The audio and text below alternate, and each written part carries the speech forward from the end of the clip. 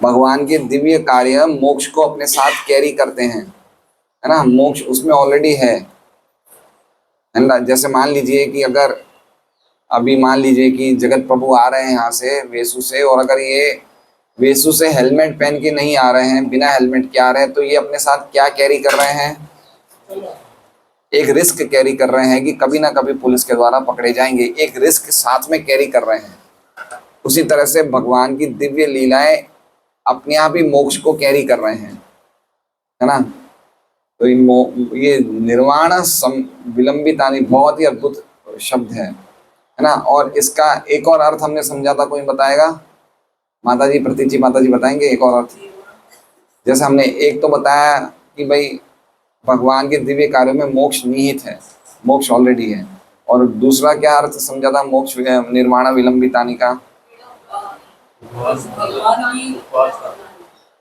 हाँ, विडम्बितानि, है ना। भगवान के जो दिव्य कार्य हैं, लीला है, वो मोक्ष की भी हंसी उड़ाते हैं। मोक्ष भी उनके लिए हास्यपद बन जाता है, उनके लिए जो भगवान की लीलाओं को सुन रहे हैं। मतलब मोक्ष की भी कीमत घटा देते हैं भगवान के भक्त जो भगवान की लीलाओं को सुना था। विडम्बितानि, हाँ विडम्बितानि। मोक्ष मजाक का विषय बन जाता है उनके लिए, हंसी का विषय बन जाता है, लाफिंग स्टॉक। क्या उदाहरण दिया था कल हमने हंसी के विषय में? जैसे हम जेब में हम मुक्ति, हाँ। और दूसरा उदाहरण कबीर प्रभु? अमित शाह प्रधानमंत्री। तीसरा उदाहरण, हाँ। और एक और उदाहरण दिया था हमने, एक हमारे सत्संग में एक भक्त का उदाहरण दिया था, हाँ, जेब में लेके घूमते हैं। और एक और उदाहरण दिया था, हंस प्रभु क्या पहनते हैं?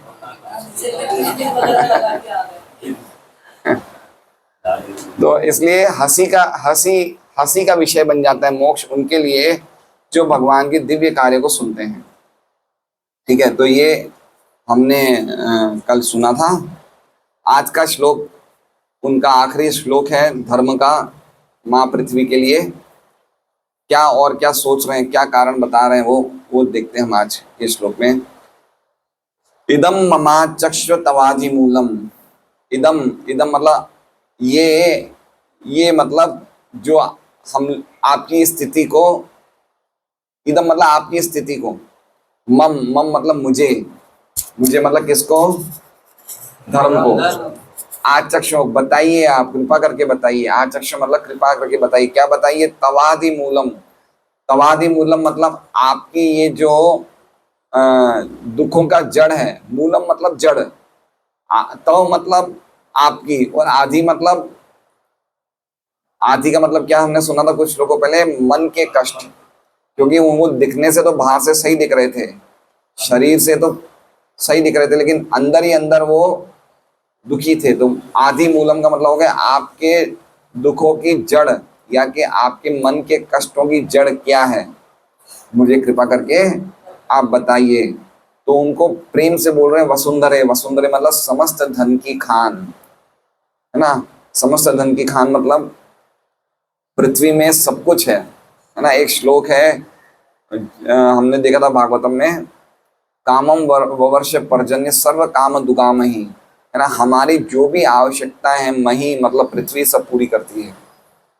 वसुंधरे मतलब समस्त धनों की खान है। तो आप तो वसुंधरे हैं, लेकिन ये न विकर्षिता। अब किस कारण से आप अब अत्यंत दुर्बल हो गई? विकर्षिता मतलब कमजोर हो गई, बिल्कुल पतली हो गई, है ना। आप तो वसुंधरे हैं, लेकिन अब किस कारण से आप बिल्कुल कमजोर हो गई हो? कृपा करके मुझे बताइए। ममा चक्षु, मुझे कृपा करके बताइए। फिर क्या कह रहे हैं? क्या ऐसा तो नहीं है? वाह का मतलब क्या हो गया? अथवा। और किम मतलब क्या ऐसा तो नहीं है कि कालेन, कालेन मतलब काल के प्रभाव द्वारा, कालेन वाते आपका, बलिनाम बलियसा। बलिनाम मतलब अत्यंत शक्तिशाली। काल का कुछ डेफिनेशन बता रहे काल कैसा है। बलिनाम बलियसा, अत्यंत शक्तिशाली से भी बलियसा, अधिक शक्तिशाली। बलिनाम मतलब समझ रहे हैं, बलों का भी बल वाला, अत्यंत शक्तिशाली। और बलियसा मतलब उससे भी ज्यादा अधिक शक्तिशाली। तो बलि नाम बलि ऐसा किसके लिए बता रहे हैं रामाचार्य प्रभु? बलि नाम बलि ऐसा किसके लिए बताया जा रहा है? काल के लिए, पृथ्वी के लिए नहीं, है ना। काले न, काल का क्या प्रभाव है? अत्यंत शक्तिशाली से भी अधिक। काले न वाते बलिनाम बलि ऐसा, है ना। तो क्या ऐसा तो नहीं है, पूछ रहे हैं क्या ऐसा तो नहीं है कि काल का प्रभाव जो अत्यंत शक्तिशाली से भी अधिक शक्तिशाली है, उन्होंने आपके रितम सौभगम, आपके रितम सौभगम मतलब आपके सौभाग्य को छीन लिया। रितम लिखा हुआ है, रितम, रितम अम्ब, अम्ब मतलब हे माते। क्या ऐसा तो नहीं है कि काल का प्रभाव जो अत्यधिक शक्तिशाली से भी अत्यंत शक्तिशाली है, उसने आपके प्रभाव, आपके सौभाग्य को रितम कर लिया। रितम मतलब छीन लिया। और कैसा था आपका सौभाग्य? सुरार्चितम, देवताओं द्वारा पूजित था आपका सौभाग्य, मतलब देवता भी वंदन करते थे आपके सौभाग्य को। तो हम देखेंगे कुंती महारानी की प्रार्थनाओं में युधिष्ठिर महाराज के राज्य के दौरान क्या सौभाग्य था पृथ्वी का, है ना। क्या कहते हैं, समुद्रों में से मोती निकलते थे और रत्न निकलते थे और पर्वतों से खनिज निकलते थे, समय पे बारिश होती थी, गौ माता कितना दूध देती थी, क्या क्या सौभाग्य हमने देखे थे पृथ्वी माँ के, है ना। तो वो सब सौभाग्य क्या ऐसा तो नहीं है कि काल ने छीन लिया आपका? तो इसमें क्या चीज बताई जा रही है कि काल क्या नहीं कर सकता? काल क्या नहीं कर सकता? पृथ्वी के सौभाग्य को छीन लिया, समझ लीजिए, है ना। पृथ्वी के सौभाग्य को काल ने छीन लिया, तो हम तो किस खेत की मूली हैं?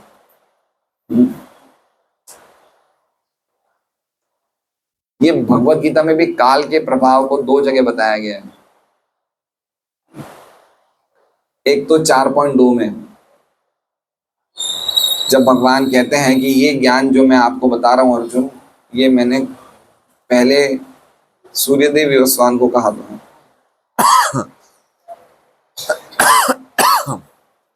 उसके बाद वाला श्लोक है, एवं परंपरा प्राप्तम इमं राजर्षि विदु स्व कालेन महता योगो नष्ट परंतु। कालेन महता, महता मतलब विशाल काल के द्वारा वो योग विद्या जो मैंने तुम्हें दी थी अर्जुन, वो ऐसा प्रतीत होता है कि खो गई।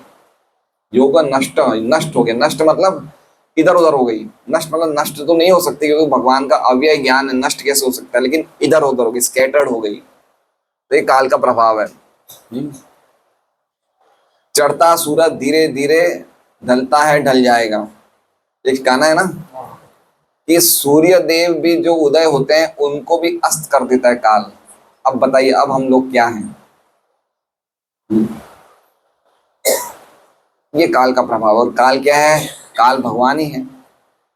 भगवान का वो रूप, भगवान का वो मतलब काल का कोई रूप नहीं है, लेकिन काल भगवान ही है।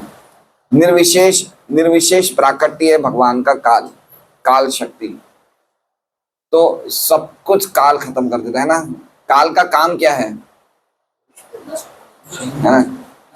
नष्ट करना। उसका उसका मतलब उसकी एक्टिविटीज फंक्शन क्या है? नष्ट करना। कालोस्मि लोक और क्षय कृत प्रवृत्तो, ये गीता जी में 11वें अध्याय में भगवान कहते हैं कालोस्मि लोक और क्षय, मैं लोगों का नाश, लोगों का नाश करने के लिए मैं लगा हुआ हूं। ये काल का प्रभाव है। कुछ नहीं बच सकता काल से, कुछ भी नहीं बच सकता है। तो क्या क्या करना चाहिए हमें, बताइए बताइए। हैं? अक्षय काल मतलब काल के प्रभाव से हम लोग निकल जाएं, बच जाएं, है ना। काल के प्रभाव से बचने का अर्थ क्या है? देखिए, एक तो काल के प्रभाव से बचने का अर्थ है कि हम प्राणायाम करें। प्राणायाम पता है क्या होता है? ब्रीदिंग एक्सरसाइजेस, है ना। तो पूर्व काल में काफी ऐसे योगी थे जो सांसों को रोक के अपनी उम्र लंबी कर देते थे। मतलब कुछ कुछ ऐसे योगी थे जो 2-2 3-3 दिन अपनी सांसें रोकते थे। जैसे देखिए, अब रोके रखें, मान लीजिए उन्होंने दिन में 1 घंटा सांस रोक ली तो उनकी 1 घंटा उम्र लंबी हो गई। दिन में अगर 3 घंटा कोई व्यक्ति सांस रोकने की प्रैक्टिस कर रहा है, क्योंकि व्यक्ति की आयुष्य साल से नहीं गिनी जाती, किससे गिनी जाती है? सांस से। मशीन क्या है उसकी? उसकी काउंटिंग मशीन क्या है? जीवन की काउंटिंग मशीन क्या है? सांस है। इसलिए सालों से व्यक्ति की गिनती नहीं, किससे होती है? सांस से। इसलिए लोगों की जल्दी डेथ हो रही है, क्योंकि लोग जितना ज्यादा हम स्ट्रेस में रहते हैं, टेंशन में रहते हैं, सांसें जल्दी चलती है। रजोगुण तमोगुणी लोगों की सांसें जल्दी चलती है। तो एक तरीका तो ये है कि हम लोग रोज 2-3 घंटा प्रैक्टिस करें सांस को कंट्रोल करने का। तो हम रोज 3-3 घंटा अगर हमारी उम्र बढ़ा देंगे तो 24 घंटे का 3 घंटा कितना हुआ? 12 घंटे, 10-12%। तो हम 12% अपनी उम्र, मतलब समझिए लक्ष्मी नारायण चरणारविंद प्रभु की उम्र अगर 80 साल है तो 12% 96 साल की जी सकते हैं ये, 16 साल उम्र बढ़ा सकते हैं ये। तो एक तो तरीका ये है उम्र बढ़ाने का या काल से बचने का।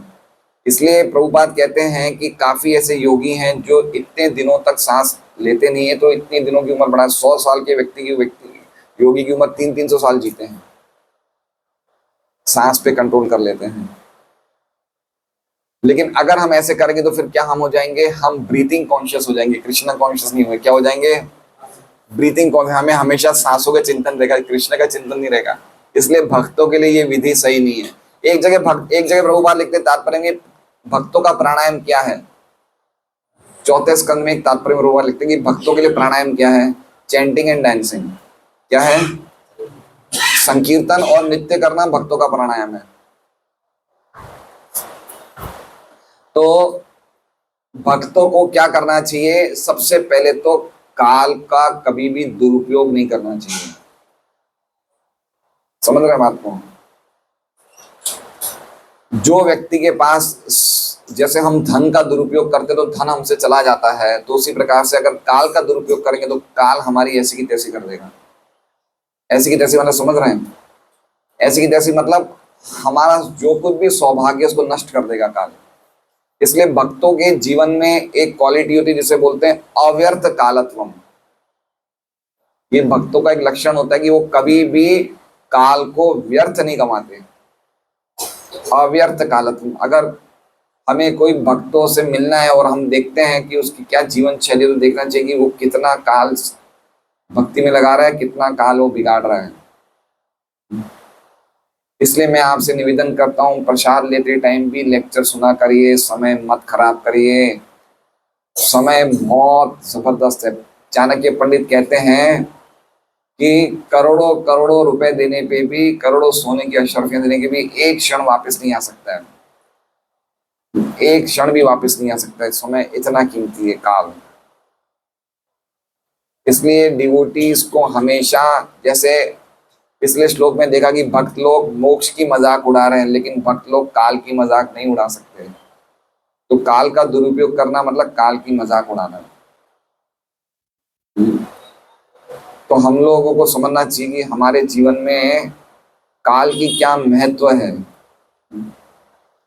क्योंकि भक्ति के लिए हमें कहीं ना कहीं से समय बचाना पड़ेगा, और वो हम तभी बचा सकते हैं जब हम काल का सदुपयोग करें। और बहुत सुंदर श्लोक भी एक, कौन सा श्लोक है? तस्सेव हेतो प्रयतेत कोविदो न लभ्यते यद ब्रह्मताम उपर्यद तल लभ्यते दुख वदन्य सुखम अन्य सुखम कालेन सर्वत्र गभीर रमसा। कालेन की जो स्पीड है वो क्या है? गभीर। गभीर मतलब इतना तेजी से काल चल रहा है कि हम देख नहीं सकते। गभीर मतलब ग्रेव, बहुत ही गहरी है। अच्छा, काल, हमारे जीवन में काल का क्या प्रभाव है? कौन बोल सकता है? क्या हम देख रहे हैं कि काल का प्रभाव हमारे जीवन में बहुत ही, मतलब कैसे हम कैसे रियलाइज कर रहे हैं कि काल हमारे जीवन में कुछ प्रभाव कर रहा है?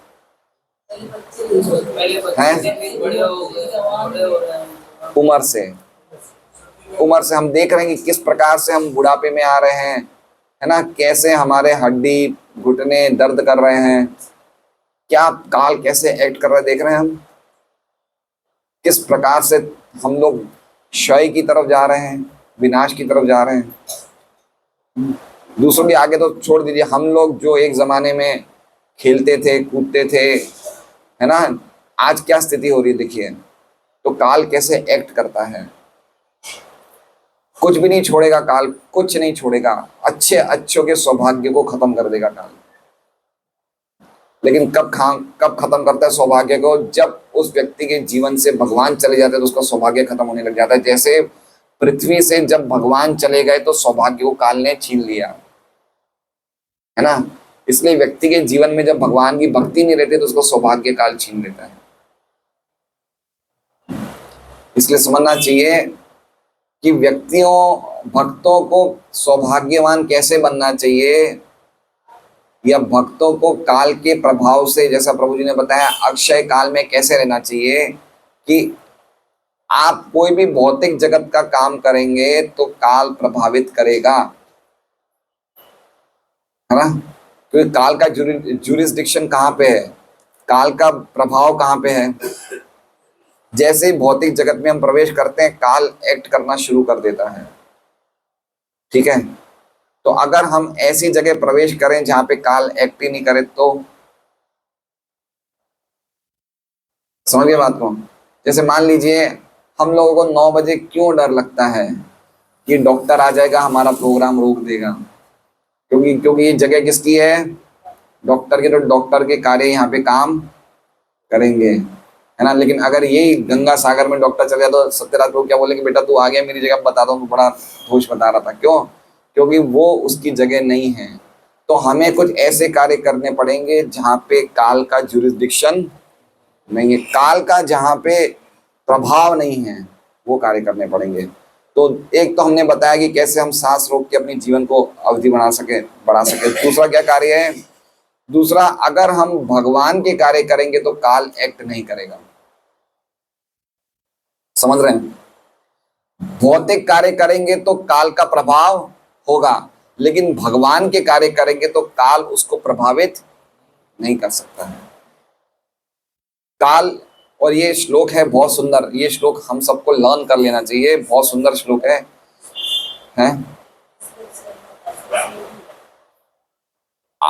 आयु हरति वै पुंसाम उद्यन अस्तम च यनसो तस्यर्थ यक्षणोनित उत्तम श्लोक वार्तया।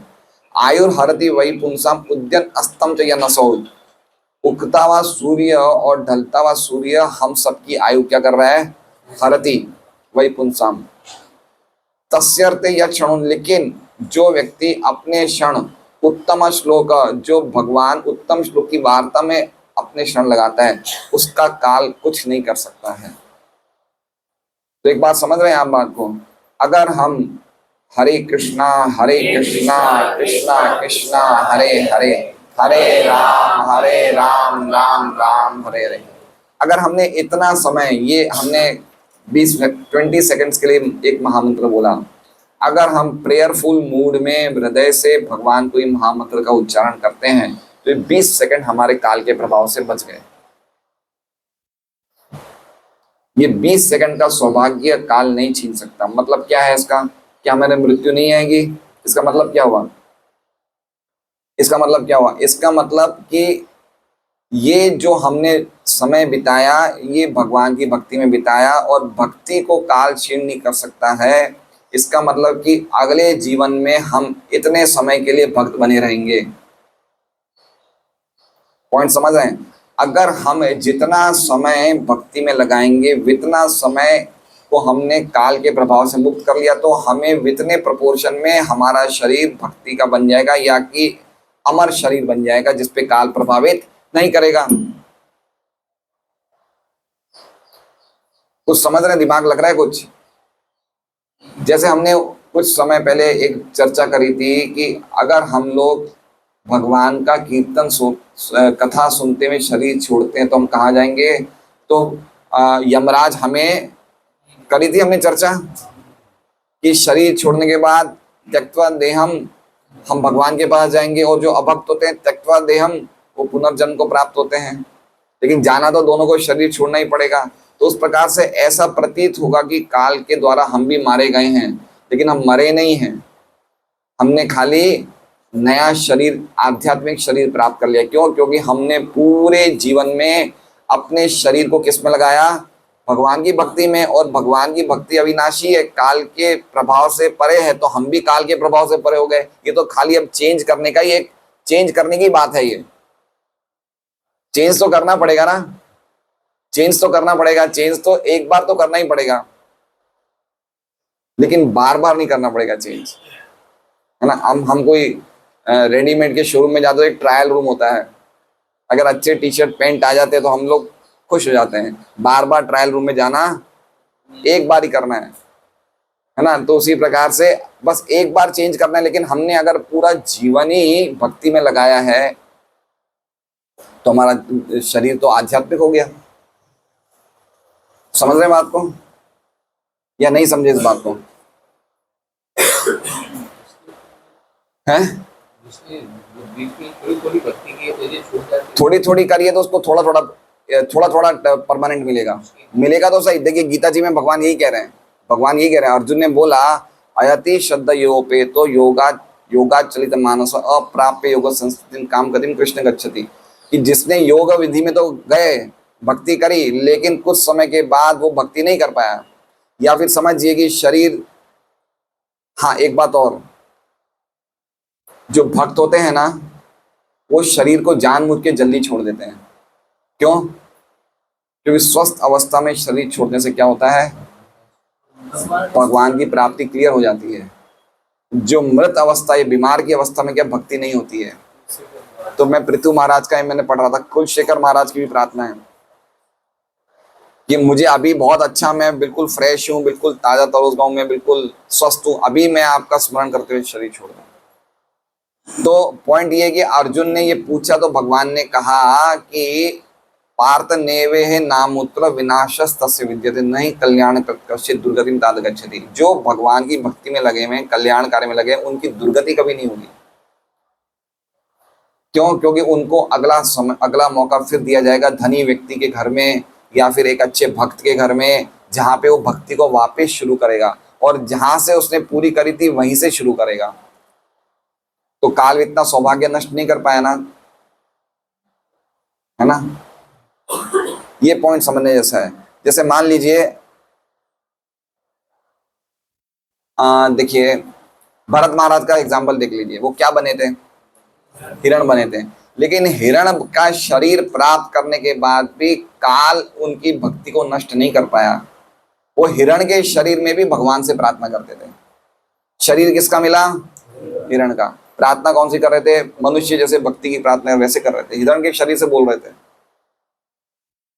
इसलिए भक्त लोग जो हृदय से भक्ति करते हैं, जिनकी भक्ति में शुद्ध भावनाएं हैं, उनका इतना शरीर स्पिरिचुअल हो जाएगा, बताइए। इसलिए प्रभुपाद के गुरु महाराज बोलते थे कि जो कुछ करना है इसी जीवन में कर लो, है ना। इसी जीवन में अपनी कृष्ण भावनामृत को खत्म कर लो, अगले जीवन के लिए इंतजार मत करना। क्योंकि हम कितने जन्मों से घूम रहे हैं? करोड़ों, मतलब अनलिमिटेड। क्या पता हम क्या बन जाएं। मान लीजिए कि अगर मैं छिपकली बन जाता हूं तो मैं सुप्रीम कोर्ट में केस दाखिला करूंगा क्या कि मुझे छिपकली क्यों बनाया गया, मैंने तो भक्ति करी थी। बन सकते हैं, कोई भक्त के घर में छिपकली बन सकते हैं। इसलिए भक्तिसिद्धांत सरस्वती ठाकुर ने बताया कि जो कुछ करना है इसी जीवन में कर लो, नेक्स्ट लाइफ का राह मत देखो। इसलिए बड़े बड़े लोगों ने इसी जीवन में जानबूझ के गरीबी स्वीकार कर ली, जिससे कि हम भक्ति में पक्के हो जाएं। रूप गोस्वामी, सनातन गोस्वामी जानबूझ के स्वेच्छा से गरीबी स्वीकार कर ली, स्वेच्छा से। क्या उनका पोस्ट थी? प्राइम मिनिस्टर थे। क्यों? क्योंकि उन्हें पता है मेरे पास टाइम कम है और मेरी ये प्राइम मिनिस्टर की नवाबी वाली जीवन मुझे काम नहीं आएगा, तो स्वेच्छा से गरीबी स्वीकार कर ली कि मेरे पास टाइम इतना है, मुझे बहुत सारे काम करने हैं। अच्छा, अब ये देखिए कि जो व्यक्ति भगवान की भक्ति नहीं कर रहा है उसका सौभाग्य नष्ट हो रहा है, नहीं हो रहा है? कैसे प्रूव करेंगे? जैसे मान लीजिए कि लक्ष्मी नरसिंह प्रभु ने बहुत अच्छा घर बनाया, ठीक है, अच्छा खासा बंगला बनाया। अब बंगला बनाएंगे तो उसमें एनर्जी तो लगेगी, लगेगी, पैसा भी लगेगा, समय भी लगेगा। काल का उपयोग किया नहीं किया बंगला बनाने में? किया। अब बंगला बनाने के बाद इन्होंने अच्छा खासा बंगला बनाया, काफी सब रुपए खर्च किए। अब कुछ समय के बाद इनकी डेथ हो जाती है, तो काल ने इनके सौभाग्य को नष्ट किया नहीं किया? कर दिया। इनका सौभाग्य क्या था? ये जो भी गांव से आते थे छापर से क्या बताते, देखो मेरो बंगलो देखो। ये सौभाग्य था नहीं था इनका? सोसाइटी वाले कहते कितना सुंदर घर बनाया, तो सौभाग्य काल ने नष्ट किया नहीं किया? किया ना। एक बार शरीर छोड़ा, नष्ट हुआ नहीं हुआ सौभाग्य? अब ये बोल सकते हैं मेरा सौभाग्य कैसे नष्ट हो, मैंने अपने बच्चों को दे दिया। क्या बोलेंगे ये? मैं तो चला गया लेकिन मेरे बच्चे तो है ना, मेरे पोते तो है ना, मुकुंद है, बलराम है, अनंत है, राकेश है, विकास है, सब खेलेंगे, मैं छोड़ गया ना। सही बात है, आप बोल सकते हैं ऐसा लक्ष्मी सिंह प्रभु। लेकिन क्या अगले शरीर में जाएंगे तो बच्चे इनका स्वागत करेंगे? करेंगे। किससे स्वागत करेंगे? जूतों से। कैलाश का। हाँ, कैलाश का नहीं, एक नेक्टर ऑफ इंस्ट्रक्शन बुक है, उपदेशामृत बुक है, उसमें प्रभुपाद कहते हैं कि एक व्यक्ति ने बहुत बड़ा घर बनाया और उस घर में बनाने के बाद उसकी डेथ हो जाती है, लेकिन भगवान की कुछ ऐसी कृपा होती है कि उसे पिछले जन्म का कुछ याद रहता है, और अगले अगले जन्म में वो मृत्यु के बाद क्या बनता है? वो मोची बनता है। और मोची कहाँ बनता है? वो जो घर बनवाया ना उसके पास में वो मोची बनता है। वो पास में जूते सिलाई विलाई करता था, तो उसको याद आ गया कि घर तो मैंने ही बनवाया है। फिर एक दिन जाता है घर में और अपने वो बच्चे से बोलता, भाई मैं ही तुम्हारा बाप हूँ, मैंने ही घर बनवाया है। तो उसको बाहर पीट के बाहर निकाल दिया। तो लक्ष्मी नरसिंह प्रभु जाएंगे तो क्या हाल होगी इनकी? तो जीते जी हो गए, बहुत अच्छा उदाहरण। जीते जी हो गया सिंघानिया के साथ, जेके ग्रुप, जेके सीमेंट, है ना, कितना बड़ा ग्रुप था, रेमंड्स कंपनी। जीते जी उनके बेटे गौतम सिंघानिया जी ने अपने पिता विजयपत जी सिंघानिया को जीते जी सब कुछ जायदाद, संपत्ति, प्रॉपर्टी सबसे उसको निकाल दिया। हम देख सकते हैं। तो काल ने सौभाग्य नष्ट किया नहीं किया? अब इन्होंने जो घर बनाया वो तो नष्ट हुआ ही हुआ, उसके साथ साथ जो टाइम, जो एनर्जी, जो पैसा, वो भी नष्ट हो गया। अब यही चीज भक्ति में लगा लीजिए, जिसने भक्ति में टाइम लगाया, एनर्जी लगाया, जो कुछ भी लगाया, वो उसका ऐसा एज इट इज अविनाशी रह गया। वो सब उसको हेल्प कर रहा है भगवान के पास ले जाने में, एक आध्यात्मिक जीवन प्राप्त करने में। जैसे हमने कहा था, अमृतत्वाय कल्पते, अमृतमय जीवन को प्राप्त करने में, है ना। तो ये बहुत इंपॉर्टेंट शिक्षा है कि काल से कभी खिलवाड़ मत करना, काल को कभी वेस्ट मत करना। प्रभुपाद कुछ चीजें प्रभुपाद बहुत ज्यादा बोलते हैं, निर्विशेषवाद पे बोलते हैं, टाइम वेस्ट पे बोलते हैं, वर्णाश्रम फार्म पे बोलते हैं, वर्ण आश्रम पे बोलते हैं, कोई चीजें प्रभुपाद बहुत जोर देते हैं। You should not waste a single moment of a time, एक क्षण भी वेस्ट नहीं करना चाहिए। हमें मैनेज करना चाहिए कि मैं अभी यहाँ से घर जा रहा हूँ, मुझे 10 मिनट लगेंगे, 10 मिनट में मैं कुछ गीता जी के श्लोक बोल लूंगा, हरे कृष्ण महामंत्र बोल लूंगा, ऐसे कीर्तन कर लूंगा। ऐसे हमें मैनेज करना चाहिए, टाइम वेस्ट नहीं होना चाहिए, क्योंकि हम टाइम सदुपयोग करें तो हम टाइम को सनातन बना रहे हैं, फिर तो काल सब छीन लेगा। हमें याद है हम लोग जब सूरत आए थे तो राजकुमार मिल का बड़ा नाम था, याद है, नौकरी छोड़ो व्यापार करो। तो हम लोग आए थे बहुत साल पहले, तो हमने उनकी मिल की, हमारे पिताजी ने एजेंसी ली थी। क्या ली थी? मतलब उनका दिल्ली का डीलरशिप हमने लिया। दिल्ली जो भी माल भेजेंगे वो हमें भेजेंगे, हम दिल्ली में सप्लाई करेंगे, इसे बोलते हैं ना डीलरशिप लेना। तो एक बार हमारे पिताजी, माताजी और हम तीनों भाई बहन स्कूटर पे जा रहे थे चौपाटी पे, ये बात है 1980 की, हम छोटे छोटे थे।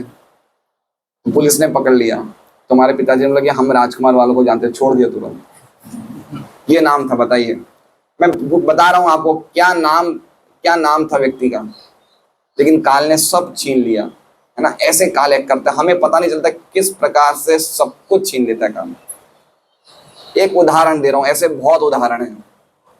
हम हैं साई बाबा मिले, ऐसे बहुत उदाहरण है, गजानंद जी मालपानी है। तो ऐसे हमारे परिवार में या कोई बेटे ने सरकारी बोर्ड में सर्विस की राजस्थान, उनके बेटे दो भी या भाई के बेटे इसलिए हम उसी घर से निकाले और सब कुछ 1 रुपया भी नहीं दिया, वो किराए में मरे।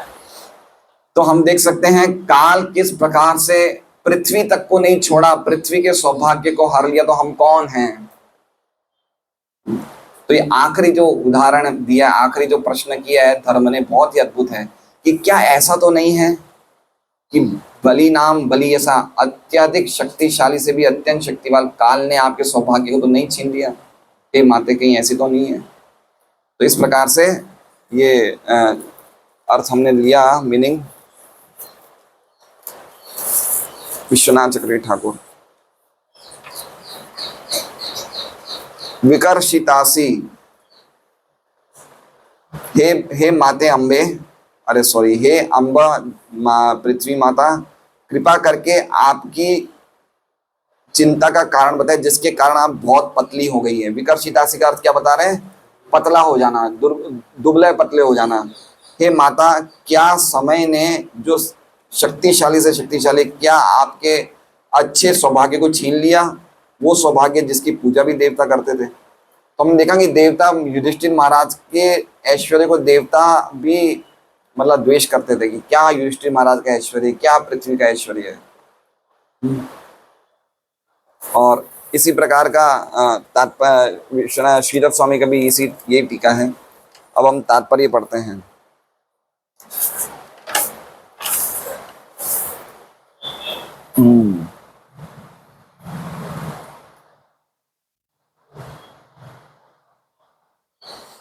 तात्पर्य, भगवान की कृपा से प्रत्येक ग्रह पूर्णतः सुसज्जित रूप में सज्जित होता है। अतएव मतलब समझ रहे हैं, सुसज्जित रूप में सज्जित होता है मतलब हर एक लोक, जितने भी लोक हैं इस ब्रह्मांड में, सब में भगवान ने सब प्रकार की सुविधाएं दी हैं। जैसे मान लीजिए अभी साइंटिस्ट बोलते हैं कि हम मून पे गए, हमें मून पे कुछ जीवन नहीं मिला, लेकिन हर एक लोक में सब प्रकार की रहने की हमारी सभी आवश्यकताओं की सुविधा है। जैसे हमारे आधुनिक साइंटिस्ट क्या बोलते हैं कि हमें चीजों की कमी क्यों पड़ रही है? पता है क्या कारण बताते हैं? क्या कारण बताते हैं? ओवर पॉपुलेशन, या ज्यादा आबादी है, इसलिए खुद ही बोलते हैं कि आप 1 या 2 बच्चे करो, है ना। लेकिन ऐसा नहीं है, ये हमारा मिसमैनेजमेंट है। प्रभुपाद कहते हैं हमारा मिसमैनेजमेंट है, जिसके कारण हम चीजों को, आवश्यक चीजों को ढंग से वितरित नहीं कर पा रहे। बाकी कोई भी चीज की कमी इस पृथ्वी पे किसी चीज की नहीं है। सर्व काम दुकामयी, अगर कोई भी व्यक्ति अगर होलसेल में भी बच्चे पैदा करता है तो भी कोई चीज की कमी नहीं है। इस बात में तो हमारे मुसलमान भाई हमसे बहुत आगे प्रोग्रेस में हैं, है ना। उनको पता है अल्लाह सबको रखेगा, लेकिन हमें विश्वास नहीं कि भगवान रखेंगे। तो इसलिए कोई चीज की कमी नहीं। देखिए आप योनियों के हिसाब से भी देख लीजिए तो 84 लाख योनियां हैं, जिसमें मनुष्य की योनियां तो खाली 4 लाख हैं। बाकी 80 लाख योनियां का पालन पोषण भगवान कर रहे हैं, नहीं कर रहे हैं? सब पृथ्वी पे है, सबका पालन पोषण हो रहा है, तो कोई चीज की कमी नहीं है, हर एक चीज। और बहुत सुंदर श्लोक है, ओम पूर्णम, क्या श्लोक है वे गोपाल प्रभु? ओम पूर्णमिदं पूर्णात् पूर्णमुदच्यते पूर्णस्य पूर्णमादाय पूर्णमेवावशिष्यते। इसका अर्थ क्या है? ये बहुत सुंदर ईशोपनिषद का श्लोक है कि भगवान की पूरी व्यवस्था कंप्लीट है। भगवान से इतने सारे ब्रह्मांड निकल रहे हैं, लेकिन सबकी व्यवस्था अपने आप में, सबकी अरेंजमेंट कंप्लीट है, कोई भी चीज की कमी नहीं है। इसलिए समझना चाहिए सुसज्जित रूप से सज्जित हैं सब ने। भगवान ने अपनी शक्तियां सभी लोक में दी हुई है, कोई भी चीज में कमी नहीं है। अतएव ये पृथ्वी अपने निवासियों के पालन हेतु आवश्यक संपत्ति से पूर्ण रूप से सुसज्जित है। और इतना ही नहीं, अपितु जब भगवान इस धरा पर अवतरित होते हैं तब सारी पृथ्वी सभी प्रकार के ऐश्वर्यों से इतनी समृद्ध हो जाती है कि स्वर्ग के निवासी भी बड़े प्यार से इसकी पूजा करते हैं। ठीक है, सुरार्चितम, स्वर्ग के लोग भी पूजा कर रहे हैं पृथ्वी पे। अभी हम ऐसी स्थिति देख रहे हैं पृथ्वी की? नहीं देख रहे हैं। कोई चीज अच्छी ब्यूटी क्या कहते हैं, नेचुरल सीन्स कहाँ देखने को मिल रहे हैं? अच्छे झरना, तालाब, नदियां, सब कुछ दूषित हो गया है। कहीं भी देखिए आप, सूरत रेलवे स्टेशन से भरूच जाएंगे, रास्ते में कितनी प्लास्टिक की बोतलें। पृथ्वी का ऐश्वर्य कहाँ रहा बताइए? संपत्ति कहाँ, उनका क्या कहते हैं, ये सौभाग्य कहाँ रहा?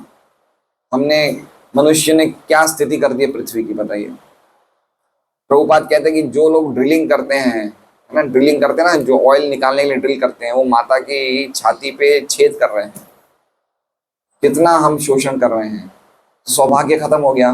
पृथ्वी अपने सप्लाईज को रोक लेती है ना। इसका समझना चाहिए, अगर कुछ चीजों की हमें कम पड़ रही है तो कमी पृथ्वी में नहीं है, लेकिन पृथ्वी क्या कर लेती है, जब व्यक्ति पापशाली हो जाता है तो अपने सप्लाईज को खींच लेती है। ये पृथु महाराज के संदर्भ में है। पृथु महाराज पृथ्वी को मारने भागे, दौड़े, तो बोले मैं क्या करूं, मेरी गलती नहीं है, लोगों ने यज्ञ करना बंद कर दिए हैं तो मैंने भी चीजों को रोक दिया है।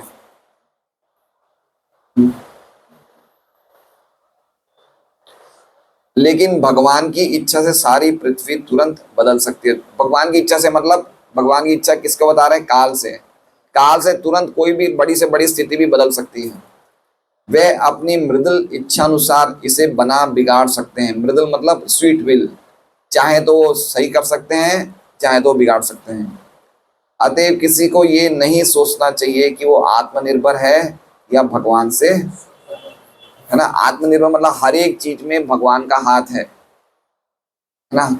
कोई भी चीज में हम स्वतंत्र नहीं है, और स्वतंत्रता का जितना दुरुपयोग करेंगे उतना ज्यादा कष्ट हम पे आएंगे। तो पृथ्वी का सौंदर्य क्या है? देखिए गीता जी में क्या लिखा है, पुण्य गंध पृथिव्याम च। पृथ्वी में मैं क्या हूं? पुण्य गंध। पुण्य गंध मतलब बहुत ही अच्छी गंध जो है वो पृथ्वी की, वो मैं हूं। तो प्रभुपाद कहते हैं कि हम देखिए, हम बीज लगाते हैं पृथ्वी में, पानी डालते हैं और क्या निकलता है? गुलाब का फूल। गुलाब के फूल में या मोगरे के फूल में, अभी मोगरे का मौसम आ रहा है ना, तो मोगरे के बीज में सुगंध होती है। मोगरे के बीज में सुगंध होती है, बीज में तो नहीं होती ना सुगंध, लेकिन जब हम वो पृथ्वी में डालते हैं तो जब निकलता है तो मोगरे में कितनी सुगंध होती है। अभी मोगरे का कितना अच्छा मौसम है, कितनी सुगंध लगती है मोगरे में। तो ये कहाँ की, ये किसकी गंध है? ये पृथ्वी की गंध है। पुण्यो गंध पृथिव्याम च।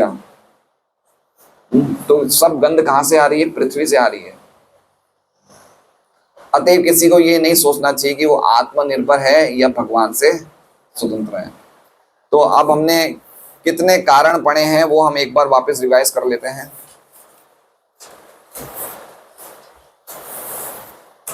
तो कौन कौन सा कारण है? सबसे पहला कारण क्या है कि मुझे ऐसा लग रहा है कि आपका चेहरा फीका पड़ गया है, या आपको अंदर ही अंदर कोई कष्ट परेशान कर रहा है। उसका ऐसा लग रहा है कि आपके कोई बंधु अब आपसे दूर रहने लग गए हैं, जिनके कारण आप उनके लिए चिंता कर रहे हैं। पहला कारण था दूरे बंधु शोचसी।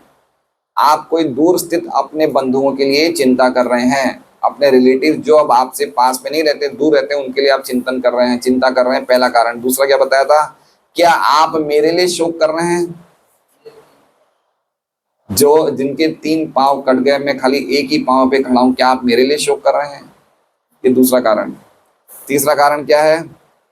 क्या आपको अवैध मांस भक्षक आपका शोषण कर रहे हैं, आपको खा रहे हैं आपके मांस को, क्या आप उसके लिए शोक कर रहे हैं? तीसरा, क्या अब देवताओं को यज्ञ में अपना भाग मिलना बंद हो गया है, उन देवताओं के लिए आप शोक कर रहे हैं? चौथा, क्या अब अनावृष्टि के कारण या सूखे के कारण, लोग जीवों को बारिश नहीं होने के कारण क्या जीव भूखे मर रहे हैं, क्या आप उनके लिए शोक कर रहे हैं? ठीक है, कितने कितने कारण हुए? 5। छठा क्या बता रहे हैं कि अब जो पुरुष पति पिताओं के द्वारा अब पत्नियां और बच्चे रक्षित नहीं हो रहे हैं, क्या आप उनके लिए शोक कर रहे हैं? ना, कैसे कैसे पुरुष आदो मतलब नर भक्षी पुरुषों की तरह, मतलब जो लोग बिल्कुल ही जिसे कहते हैं ना कि किसे कहते हैं, मतलब धर्म से विहीन पुरुषों के द्वारा जब स्त्रियों की है, चरित्रहीन पुरुषों के द्वारा स्त्रियों की रक्षा नहीं हो रही है, क्या आप उनके लिए शोक कर रहे हैं? बच्चों की रक्षा नहीं हो रही, क्या उनके लिए शोक कर रहे हैं? ये सातवां कारण, ये छठा कारण था। सातवां क्या था कि अब सरस्वती माँ वाणी की देवी अब ऐसे ब्राह्मणों के हाथ में आ गई है जो ब्राह्मण धर्म के विरोधी कार्य कर रहे हैं, क्या आप उनके लिए शोक कर रहे हैं? आठवां कारण क्या था कि अब ऐसे प्रशासनिक वर्ग जो ब्राह्मण संस्कृति के विरोध में हैं और ऐसे प्रशासनिक वर्ग के यहाँ पे ब्राह्मण नौकरी कर रहे हैं, क्या आप उनके लिए शोक कर रहे हैं? समझ गए ना? फिर नौवां कारण क्या है? ये कौन सा था? सातवां, छठा सातवां। नौवां कारण है कि अब जो अयोग्य क्षत्र बंधु, अयोग्य प्रशासनिक वर्ग ने राज्य की व्यवस्था में राज्य की व्यवस्था गड़बड़ा गई है, क्या आप उसके लिए शोक कर रहे हैं? 10वां क्या कारण है कि लोगों का आहार, निद्रा, भय, मैथुन अब अस्त व्यस्त हो गया, बिना विधि विधानों का हो गया, क्या आप उसके लिए शोक कर रहे हैं? ये कौन सा कारण था? 10वां। खान पान, रहना, सोना, पहनना, इंद्रिय भोग सब बिगड़ गया, क्या आप उसके लिए शोक कर रहे हैं? 11वां क्या था कि भगवान जिन्होंने आपका अत्यधिक बोझ हटाने के लिए अवतार लिया था और जिनकी इतनी सुंदर लीलाओं के द्वारा मोक्ष भी निहित है, क्या आप उनके लिए शोक कर रहे हैं? अब उन्होंने आपको त्याग दिया है, क्या आप उनके लिए शोक कर रहे हैं? और 12वां क्या था कि मुझे ऐसा लगता है कहीं ऐसा तो नहीं है कि हे पृथ्वी माँ, आपके सौभाग्य को बलि ऐसा बड़े से बड़े काल ने आपके सौभाग्य को छीन लिया, क्या आप उसके लिए शोक कर रहे हैं? तो 12 रीजंस बताते हैं। कौन बताते हैं? धर्म बताते हैं पृथ्वी को। ठीक है, तो ये बहुत ही सुंदर, हम लोग कभी भी रीड करेंगे, ऐसा खुद रीड करते तो ये सब चीजें हम लोग के दिमाग में नहीं आती है। इसलिए अब देखिए, को जो लोग भागवतम क्लास अटेंड नहीं कर रहे हैं उनको नहीं पता है कि हम कुछ नुकसान कर रहे हैं। हाँ, ध्यान से सुनिए, जो भागवतम अटेंड नहीं कर रहे हैं उनको नहीं पता कि हम कुछ नुकसान कर रहे हैं, लेकिन जो भागवतम अटेंड कर रहे हैं उनको पता चल रहा है कि जो अटेंड नहीं कर रहे हैं वो कितना बड़ा नुकसान कर रहे हैं। समझ रहे हैं कुछ बात को? जो नहीं कर रहे हैं उनको क्या लग रहा है, हम तो कोई नुकसान कर ही नहीं रहे, लेकिन जो कर रहे हैं उनको पता है कि जो नहीं कर रहे हैं वो कितना नुकसान कर रहे हैं। उसी प्रकार से जो साधु हैं उनको पता है कि जो भक्ति में नहीं लगे हैं वो कितना बड़ा नुकसान कर रहे हैं, इसलिए वो प्रचार करते हैं। जो नहीं कर रहे हैं उनको तो पता ही नहीं कि हम नुकसान कर रहे हैं। पॉइंट समझ रहे हैं? प्रभुपाद क्यों विश्व में प्रचार किए, बड़े बड़े साधु क्यों विश्व में प्रचार करते हैं? क्योंकि उनको पता है लोगों की स्थिति कितनी दयनीय है कि भक्ति नहीं कर रहे हैं, लेकिन जो भक्ति नहीं कर रहे हैं उनको पता ही नहीं कि हमको नुकसान कर रहे हैं। हरे कृष्णा, श्रीमद् भागवतम की जय। तो आज हमारे बीच में आईपीएस अधिकारी आए हैं, वेदिका जी बिहानी, और इन्होंने अभी आईपीएस की शिक्षा 2 साल पहले पूरी करी है और अभी इनकी पोस्टिंग गुजरात में ही है, पालनपुर में है। तो हमारे घर पे ये 2 दिनों के लिए रुकी हुई हैं। तो मैंने सोचा कि कल हम लोग चर्चा कर रहे थे, भागवतम पे कुछ चर्चा कर रहे थे, तो प्रसाद लेते हैं। मेरी सिस्टर की बेटी है, तो बहुत पढ़ाई करके इन्होंने बहुत ऊंचे पद पे आए हैं। तो इन्होंने मुझे कुछ बातें बताई, तो मुझे लगा कि ये बातें अगर हम लोग सबके बीच में करेंगे तो हम सबके लिए कुछ ना कुछ शिक्षण प्रदान करने वाला होगा। तो मैंने बोला बेटा तुम कल आओ क्लास में। तो बोले ठीक है, मैं ज़रूर आऊँगी मामा। तो कुछ वो बताना चाहती है, तो वेदिका जी का हम लोग एक बार स्वागत करते हैं। हरे कृष्णा कृष्णा कृष्णा हरे हरे, हरे राम राम राम हरे। मतलब उन्होंने 2 साल से वो अभी मतलब काफ़ी जगह घूमे हैं, जैसे ही आईपीएस बने अलग अलग जगह घूमना। क्योंकि क्या होता है कि शुरू में एक जगह फिक्स नहीं मिलती है, इनको अलग अलग जगह जाना पड़ता है ना, इस तरह का उन लोगों का वो होता है। तो अलग अलग जगह गए, हैदराबाद गए, राजस्थान गए, जयपुर गए, गुजरात गए, तो क्या क्या उन्होंने देखा और उसको हरे कृष्ण।